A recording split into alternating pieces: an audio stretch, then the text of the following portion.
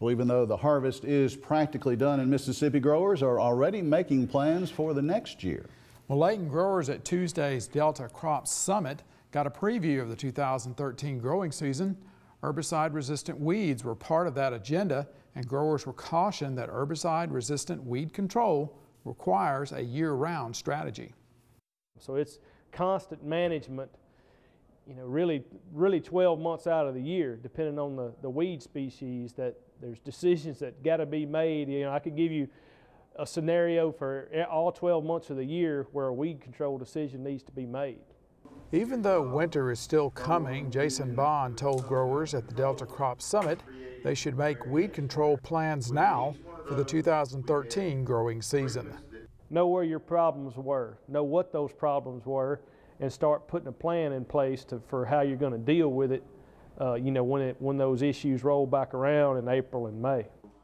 Tom Eubank says now is the time for winter wheat producers to control herbicide-resistant ryegrass since it can significantly lower yields.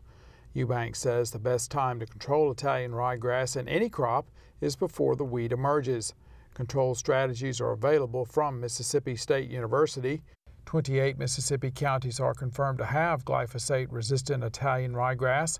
Eubank also warns some areas have Italian ryegrass that's resistant to ALS-type herbicides as well. Therefore, growers should make control plans that could involve tillage and more than one herbicide. One thing to keep in mind, though, is we have a lot of ALS-resistant ryegrass in the state. So products like Finesse, PowerFlex are not going to be as efficacious as they typically would where resistance is an issue. Eubank says all growers should use weed control strategies that emphasize multiple methods and materials rather than relying on one herbicide. Now, you can get copies of these control recommendations from your county office of the MSU Extension Service.